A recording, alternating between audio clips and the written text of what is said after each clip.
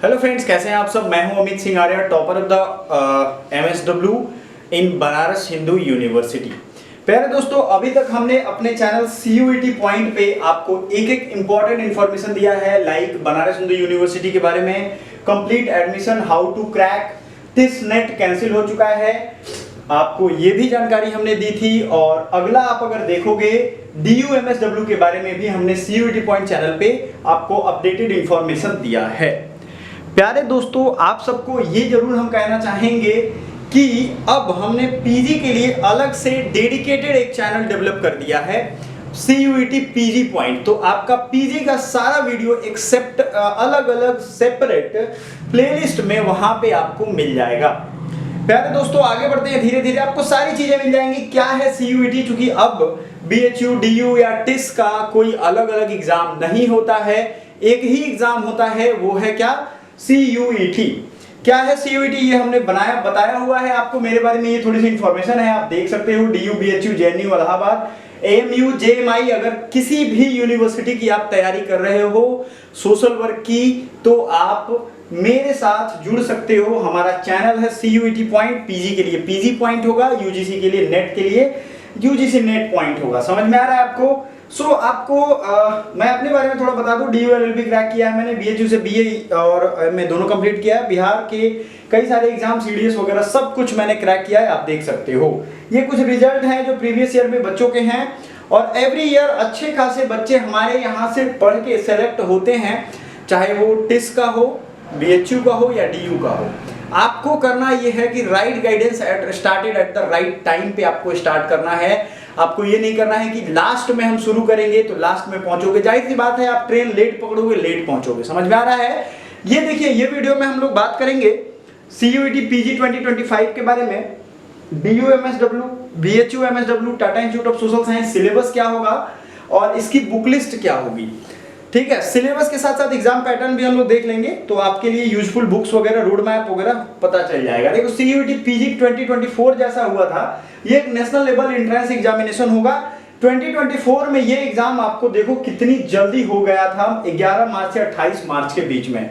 सबसे ज्यादा ध्यान देने वाली बात यह है कि ये एग्जाम अब अप टू डेट हो गया है। सो बच्चे जो सोए हुए हैं वो जाग जाओ, क्योंकि पिछली बार हजारों बच्चों की फॉर्म ही भरनी छूट गई थी, क्योंकि उनको पता ही नहीं था। समझ में आ रहा है आपको। तो ये आपको करना पड़ेगा। 2024 का जो ये डेट है ना, ये आप ध्यान में रखो। दिसंबर में आपके फॉर्म आ गए थे, आपके फॉर्म जो है ना वो रिलीज हो गए, दिसंबर से जनवरी तक भर लिए गए थे। प्यारे दोस्तों, अगर हम सिलेबस की बात करें, ये हमने सिलेबस की कटिंग रखी है। दो पेपर कोड आप याद रखना, COQP 11 जो कि बनारस हिंदू यूनिवर्सिटी ने डिमांड किया था। इसमें पैटर्न 3 इस्तेमाल होता है, जिसमें लैंग्वेज एक रहेगा, general knowledge, computer basics and logical reasoning. तो देखने में आपको ये काफी छोटा सिलेबस लगेगा। अगर हम बात करें यूनिवर्सिटी ऑफ दिल्ली की, अगर आप देखोगे तो इसमें भी HUQP 21 है। तो सोशल वर्क वाले बच्चों के लिए हम बता दें कि उनके लिए दो तरह के सिलेबस है। Tata institute of social science में भी दोनों मान्य है, मतलब कुछ कोर्सेज COQP 11, कुछ कोर्सेज HUQP 21। आपको अलग करने के लिए बताता हूं ट्रिक, 11 और 21 से आप अलग अलग कर सकते हो, लेकिन COQP 11 और भी बहुत सारे कोर्सेज में चाहिए। समझ में आ रहा है, आप एक बार देख लो। कुछ बच्चे चाहते होंगे स्क्रीनशॉट लेना, तो ले सकते हैं। एक चीज का ध्यान रखेंगे, एलिजिबिलिटी देखेंगे जरूर, 50% उनको नंबर चाहिए इसमें भी और उसमें भी। अगर ये नहीं होगा तो बहुत बच्चे परेशान हो जाते हैं बाद में, और थोड़ी सी रियायत OBC SC ST को आप देख लेना जो मिलता है वो।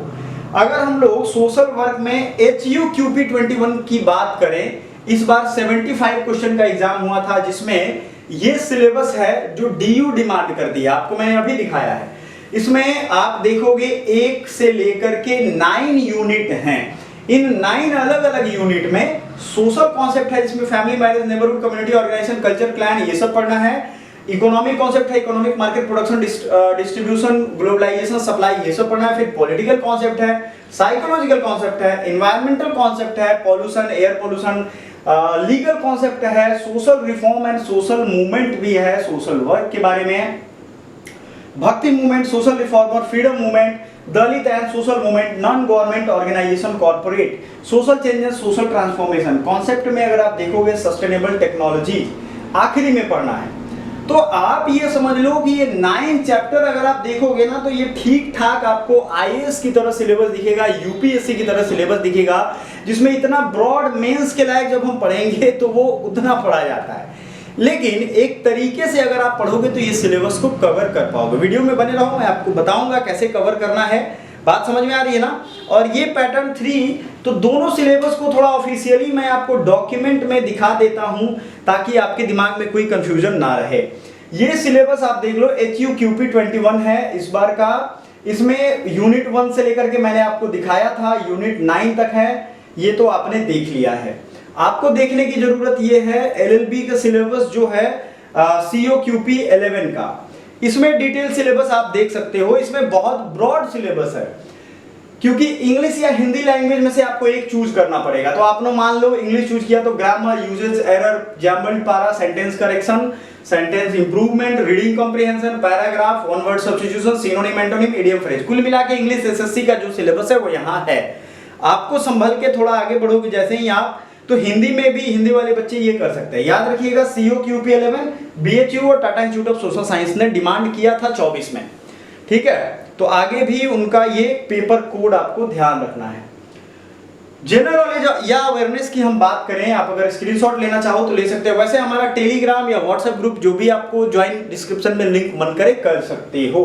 Literature, history, Indian constitution, personality, sports, national and international economy, economics, science, polity, legal awareness, trade awareness, geography, culture की अगर हम बात करें तो इतना सारा कुछ। इसमें कुछ करंट अफेयर्स के पार्ट हैं, आप ध्यान से देखोगे तो वो हम करवाएंगे, क्योंकि इसके करंट अफेयर्स के जो टाइप है ना वो इसी के तरीके से पूछे जाते हैं। समझ में आ रहा है आपको। तो ये करंट अफेयर्स हम आपको करवा देंगे, आपको टेंशन नहीं लेना है। या इसके साथ पॉलिटी हुआ, लीगल जो भी होगा ये हम आपको पढ़ाएंगे। ये सिलेबस आप चाहो तो खुद से कर सकते हो। कंप्यूटर के बारे में इतना बड़ा सिलेबस है, ब्रॉड है, आपको कंप्यूटर इतने सिलेबस में से करके आना है।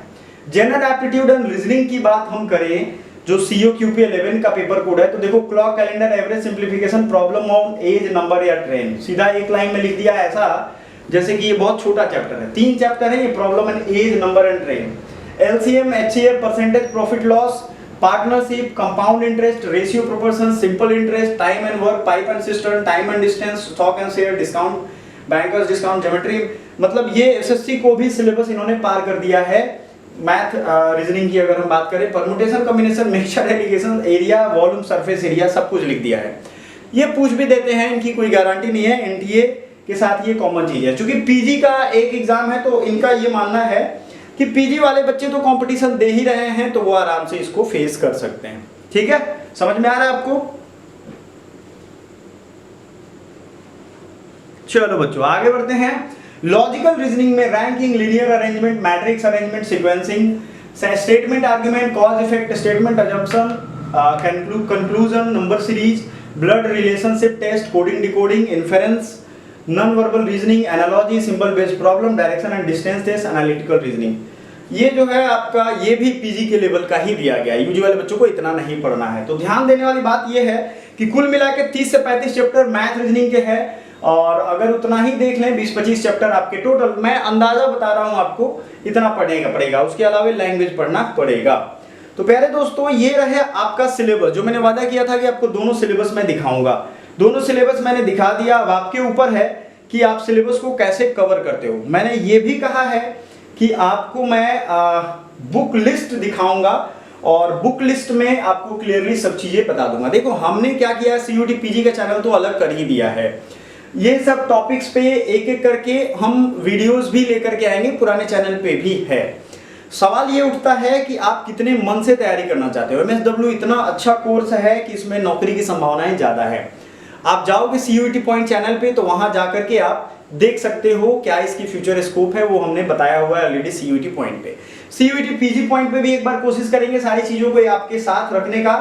प्लेसमेंट के लिए हमेशा ध्यान रखना है, आपके पास टैलेंट है, स्किल है, तभी आपका प्लेसमेंट होता है। ये सोचोगे, बहुत बच्चे होते हैं खास करके लड़के, वो जा करके हॉस्टल में या उनको मतलब ये होता है कि चर्सी बन जाते हैं वो, तो वो सोचेंगे कि हम उनकी प्लेसमेंट नहीं हो रही है, तो थोड़ी सी ये मुश्किल एक्टिविटी है। ठीक है, आपको अपने अंदर स्किल्स रखने पड़ेंगे। प्लेसमेंट नौकरी कोई बड़ी चीज नहीं है अभी के टाइम में, अपॉर्चुनिटी ढेर सारी है। एक बात मैं कहना चाहूँगा, कंपनीज कहती हैं लायक उस तरीके का ऑफिशियल नहीं मिल रहे हैं, और ऑफिशियल कहते हैं कंपनी उस लायक नहीं है। तो ये आपको बनना पड़ेगा एक दूसरे के लायक, जॉब तो है ही। बात कर लेते हैं बुक लिस्ट का। तो देखो बच्चों, ये जो सिलेबस है ना HUQP21, ये आपको कहीं भी नहीं मिलेगा, बशर्ते आप एक एक पॉइंट ढूंढो इंटरनेट पे, NCERT में, यही 2 ऑप्शन आपके पास है।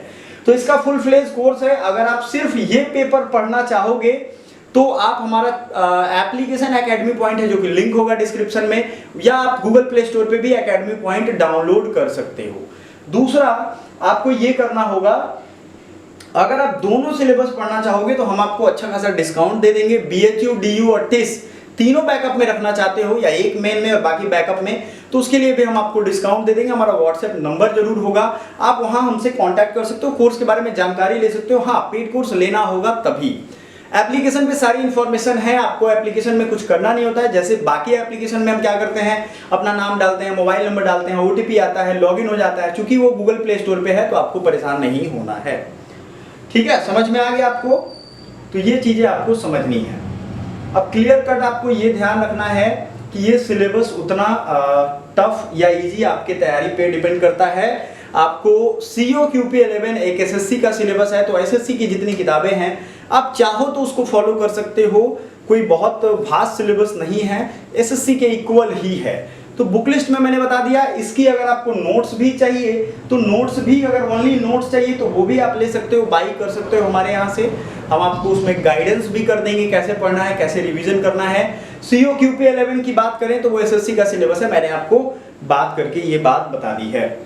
देखो, एग्जाम पैटर्न की बात करें तो 75 क्वेश्चन था 2024 में, ठीक है। सभी कंपलसरी है, सब्जेक्ट स्पेसिफिक है और बाइलिंगुअल होगा। ये भी बच्चों के दिमाग में होता है कि सर बाइलिंगुअल है कि नहीं है। क्वेश्चन टोटल जो है 75 क्वेश्चन 300 नंबर के रहेंगे। आपको इसमें अगर क्वालिफाई करना है तो आपको एटलीस्ट 70% के, मतलब जनरल में हो तो 60-70% टारगेट करना ही चाहिए।